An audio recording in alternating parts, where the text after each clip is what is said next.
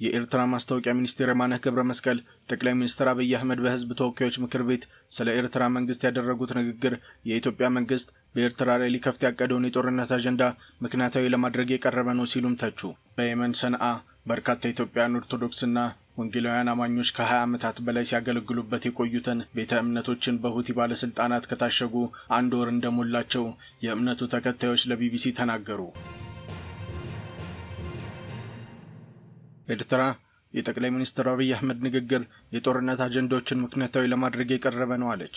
የኤርትራ ማስታወቂያ ሚኒስቴር የማነ ገብረ መስቀል ጠቅላይ ሚኒስትር አብይ አህመድ በህዝብ ተወካዮች ምክር ቤት ስለ ኤርትራ መንግስት ያደረጉት ንግግር የኢትዮጵያ መንግስት በኤርትራ ላይ ሊከፍት ያቀደውን የጦርነት አጀንዳ ምክንያታዊ ለማድረግ የቀረበ ነው ሲሉም ተቹ።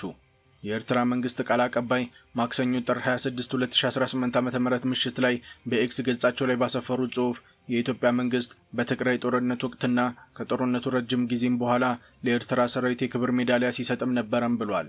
የማነ ይህንን ያሉት ጠቅላይ ሚኒስትር አብይ ከህዝብ ተወካዮች ምክር ቤት አባላት ለቀረበላቸው ጥያቄ በሰጡት ማብራሪያ በትግራይ ጦርነት ወቅት የኤርትራ ወታደሮች የጅምላ ግድያን ጨምሮ የተለያዩ ግፎችን ፈጽመዋል በሚል ከወነጀሉም በኋላ ነው።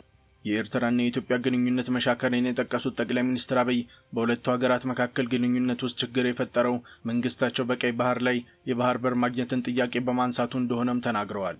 በትግራይ ውጊያ ሲጀመር በመጀመሪያው ዙር ውጊያ ሽሬን ካስለቀቅም በኋላ የኤርትራ ጦር ከኋላ ተከትሎ ሽሬ ገብቶ አንዳንድ ግለሰቦች ቤትን ማፍረስ፣ ፎቅ ማፍረስ ሲጀምር ጸብም ተጀምሯል፣ አልተናገርንም እንጂ ሲሉ በሁለቱ መንግስታት መካከል ጸብ የተጀመረው ከትግራይ ጦርነት ጋር በተያያዘ መሆኑንም ገልጿል። በተጨማሪም የኤርትራ ወታደሮች አክሱም ውስጥ ወጣቶችን በጅምላ መረሸን እንዲሁም አድዋና አዲግራት ከተሞች ውስጥ ፋብሪካዎችን እንዳወደሙና እንደዘረፉ ለምክር ቤት አባላቱም ተናግረዋል። እነዚህ ድርጊቶችን ለማስቆም ወደ ኤርትራ በርካታ መልእክተኞችን መላካቸውንም አክለውበታል። ይህ ጸብ ተፋፍሞ ሄዶ የፕሪቶሪያው ስምምነት ሲፈጸም እንዴት ህወሓት ሳይጠፋ እንዴት ትግራይ ሳይወድም ፊርማ ይደረጋል በሚል ነው ጸቡ የመጨረሻ ጫፍ የደረሰውን ብሏል። ከእነዚህ ኃይሎች ጋር ሆነው ነው እንግዲህ አንዳንድ የህወሓት ሰዎች ኢትዮጵያን ለማፍረስ እንስራ ያሉት ሲሉም አክለዋል። ለዚህ ጠቅላይ ሚኒስትሩ ንግግር በኋላ በኤክስ ገጻቸው ላይ ምላሽ የሰጡት የኤርትራ መንግስት ቃል አቀባይ አቶ የማነ ብልጽግና ፓርቲ አስቀያሚ መለያ የሆነው ማጭበርበርና ማታለል ዛሬም በህዝብ ተወካዮች ምክር ቤት ስብሰባ ላይም ታይቷልም ብሏል። የብልጽግና ፓርቲ መሪና ከፍተኛ ወታደራዊ አዛዥ በትግራይ ጦርነት እየተካሄደ በነበረበት ወቅትና ጦርነቱ ከቆመም በኋላ ረጅም ጊዜ ለኤርትራ ሰራዊት ከፍተኛ ውዳሴ ሲያቀርቡም ነበረም ብሏል። የኢትዮጵያ መንግስት አመራርና ወታደራዊ አዛዦች ጥልቅ ምስጋናቸውን ለመግለጽ በሀገር ደረጃ ሜዳሊያዎችን ሲያስረክቡ እንደነበረም በህዝብ የሚታወቅ መሆኑን ይታወሳል ሲሉም በኤክስ ገጻቸው ላይ ጽፈዋል። ጠቅላይ ሚኒስትር በፓርላማ ባደረጉት ንግግር የዘረዘሯቸውን ጉዳዮች ርካሽና ወራዳ ውሸት ሲሉም አጣጥለውታል። በኤርትራ ላይ የቀረበው ክስ የኢትዮጵያ መንግስት ሉዓላዊ የባህር በር ማግኘት በሚል ሽፋን በኤርትራ ላይ ሊከፍት ያቀደውን የጦርነት አጀንዳ ለመሸፈንና ምክንያታዊ ለማስመሰል በድፍረት የተቀረጸ ነው ሲሉም ወቅሰዋል። የማነ አስከትለውም ጠቅላይ ሚኒስትር አብይ አህመድ በፓርላማ ንግግራቸው ያነሱትን እስራኤል ከሶሪያ በወረራ የያዘችውን የጎላን ከፍታዎች ጉዳይም ጠቅሰዋል። አብይ በማብራሪያቸው ስለ መንግስታቸው የቀይ ባህር ጥያቄን እንደ ብሔራዊ አጀንዳ እንደሚገነዘቡትም ተናግረዋል። እስራኤል የጎላን ተራራዎች የያዘችው ለብሔራዊ ደህንነቴ ለህልውናዬ ችግር ያጋልጣል ብዬ ስለማስብ ነው ያለችው አብይ አክለውም ቀይ ባህርና ኢትዮጵያ ለዘላለም ተነጣጥለው መኖር አይችሉም ሲሉም ተደምጠዋል። ኢትዮጵያ በቀይ ባህር ላይ የባህር በር ለማግኘት የምትፈልገው በቢዝነስ ህግ እንደሆነም ተናግረዋል። በባህር በር ምትክ የታላቁ ህዳሴ ግድብ ወይም የኢትዮጵያ አየር መንገድ ድርሻ ሊቀርብ እንደሚችልም ጠቁመዋል። ይህ ካልሆነ በሊዝም ሆነ በመሬት ልውውጥ ሊከናወን እንደሚችልም አስረድተዋል። የኢትዮጵያ ህዝብ እያለ ያለው በስምምነት በገበያ ህግ ሳንጠፋፋ አብረን ለማደግ በድርድር እንፍታ እያለ ነው ሲሉም የመንግስታቸውን አቋምም ገልጸዋል። ጠቅላይ ሚኒስትሩ በንግግራቸው ኢትዮጵያ አሰብ ላይ ወደብ፣ የአየር ማረፊያ፣ መንገድ፣ የነዳጅ ማጣሪያ መገንባቷንም አስታውቀዋል። ለእኛ የሚገባንን በሆነ ምክንያት ዛሬ መከልከል ቢታሰብ በቀጣይነት ማስቀረት ስለማይቻለው ወደማይፈለግ ነገር ሳይገባ በሰላም ድርድር መጨረስ ተገቢ ነው ብዬ አምናለሁም ብለዋል። አብይ የጠቀሱትን የጎላ ከፍታዎች ምሳሌ ያነሱት የኤርትራው ማስታወቂያ ሚኒስቴር ይህ ጉዳይ መነሳቱ የኢትዮጵያ መንግስት አስመራ ላይ ሊከፍት ያቀደውን ግዴለሽና ህገወጥ የጦር አጀንዳዎች ምክንያታዊ ለማድረግ የቀረበ እንደሆነም ጽፈዋል። እንዲያውም የብልጽግና ፓርቲ መሪ በኤርትራ ላይ የያዘውን ግዴለሽና ህገወጥ ጦርነት አጀንዳ ምክንያታዊ ለማድረግ በሚል በዚሁ ንግግሩ ላይ የጎላን ከፍታዎች ምሳሌ ሲያነሳ ጨዋታውን ራሱ አጋልጧልም ብለዋል። ከፕሪቶሪያው ስምምነት መፈረም ወዲህ ግንኙነታቸው እየሻከረ የመጣው ኢትዮጵያና ኤርትራ እያንዳንዳቸው ሌላኛውን ሲወነጅሉም ቆይተዋል። ከሳምንታት በፊት የፌዴራል ፖሊስ የኤርትራ መንግስት በአማራ ክልል ሲንቀሳቀሱ ለነበሩ ፋኖ ኃይሎች ልካቸዋል ያለውን የጦር መሳሪያዎች በቁጥጥር ስር መዋሉን አስታውቋል። ኤርትራ ግን ይህንን ውንጀላም ውድቅ አድርጋለች። ሁቲዎች በየመን የኢትዮጵያን የኦርቶዶክስ ተዋሕዶና የወንጌላውያን ቤተክርስቲያን መዝጋታቸውን ምዕመናኖች ተናገሩ። በየመን ሰንዓ በርካታ ኢትዮጵያውያን ኦርቶዶክስና ወንጌላውያን አማኞች ከ20 ዓመታት በላይ ሲያገለግሉበት የቆዩትን ቤተ እምነቶችን በሁቲ ባለስልጣናት ከታሸጉ 1 ወር እንደሞላቸው የእምነቱ ተከታዮች ለቢቢሲ ተናገሩ። በየመን ሰንዓ በሚገኘው የቅዱስ ጊዮርጊስ ቤተክርስቲያን እያገለገሉ እንደነበር የተናገሩት አቶ አብርሃም በቀለ አምልኮ የሚያካሂዱትና ልጆቻቸውን አማርኛ እያስተማሩባቸው የነበሩ ቤተክርስቲያኖችን በሁቲ ባለስልጣናት የገና በዓል ሰሞን መታሸጋቸውን ገልጸዋል። በሀገሪቱ ዋና ከተማ ሰንዓ ከ23 ዓመት በላይ የኖሩት አቶ አብርሃም ቤተክርስቲያኑ ከመዘጋቱም በፊት ዘረፋ እንደተፈጸመበት ጠቅሰው ተከትሎ ደግሞ 25 ዓመት የቆየው ቅዱስ ጊዮርጊስ ቤተክርስቲያን ከገና በዓል በኋላ ታሽጓልም ብሏል። በሰንዓ ከ20 ዓመት በላይ መኖሯን የተናገረችው የፕሮቴስታንት እምነት ተከታይ እንዲሁ ከኦርቶዶክስ ቤተክርስቲያን በተጨማሪም ቪክቶር በሚባል ህንዳዊ ከ25 ዓመት በፊት የተቋቋመና የኢትዮጵያ የወንጌል አማኞች የሚያመልኩበት ስፍራ መታሸጉን ግለሰቡን በቁጥጥር ስር መዋሉንም ገልጻለች።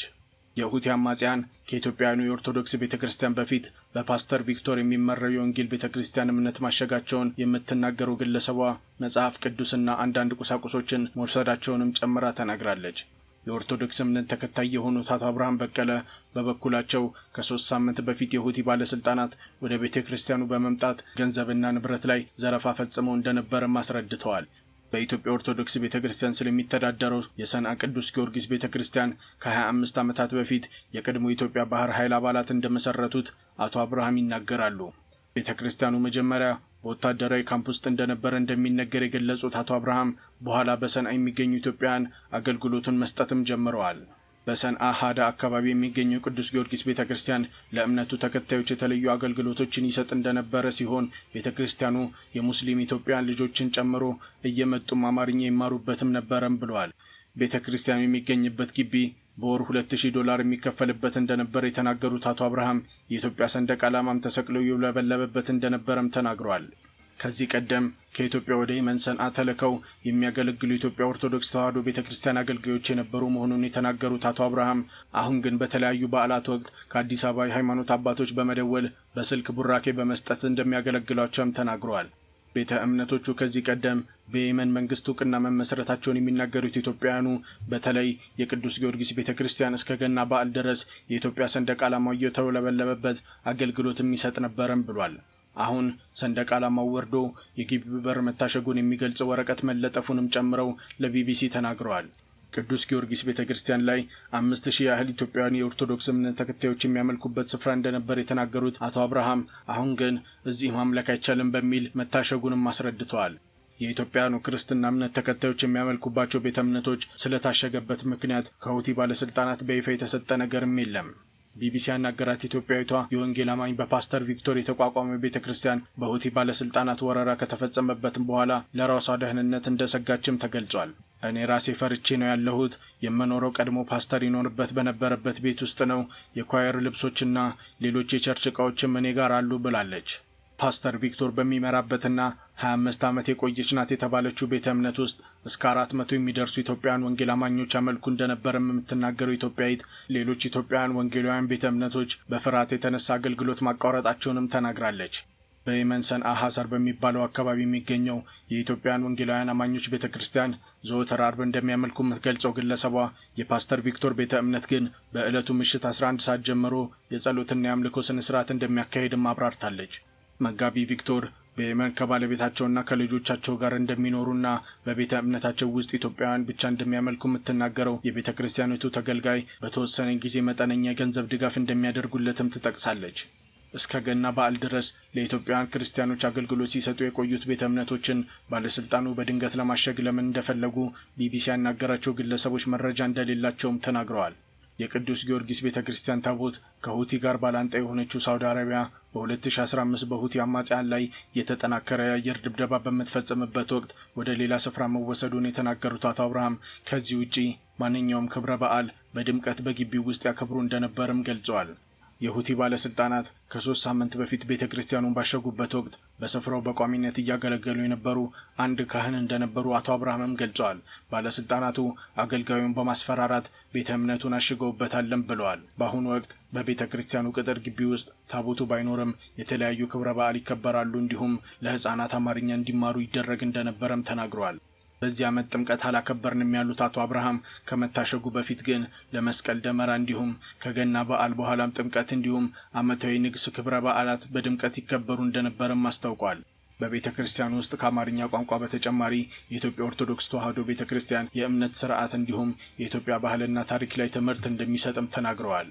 የኦርቶዶክስ እምነት እንዲሁም የወንጌል አማኞች በአሁኑ ወቅት የሚያመልኩበት ስፍራ እንደሌለና በፍርሃት ውስጥ እንደሚኖሩም ለቢቢሲ ተናግረዋል። ቢቢሲ በኢትዮጵያውያን ቤተ እምነቶች ላይ የተወሰዱትን የመዘጋት እርምጃዎች በተመለከተ ከሁቲ ባለስልጣናት ምላሽ ለማግኘት የሚመለከታቸውን አካላት ለመለየትና ለማግኘት ያደረገው ጥረት አልተሳካም። የመን ወደ እርስ በርስ ጦርነት ውስጥ ከመግባቷ በፊት በርካታ ኢትዮጵያውያን ለስራ የሚያመሩባት ሀገር የነበረች ሲሆን ከዚያ በኋላ ደግሞ ወደ ሳውዲ አረቢያና ወደ ሌሎች አረብ ሀገራት ለመግባት ኢትዮጵያውያን እንደ መተላለፊያነት ይጠቀሙባታልም ተብሏል።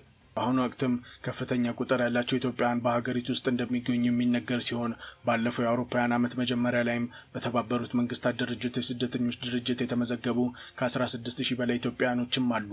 ከዚህም ተጨማሪ በየመን ውስጥ ያልተመዘገቡና በሀገሪቱ ውስጥ በርካታ ቁጥር ያላቸው ስደተኞችና ጥገኝነት ጠያቂ ኢትዮጵያውያን እንደሚገኙም ይታመናልም ተብሏል።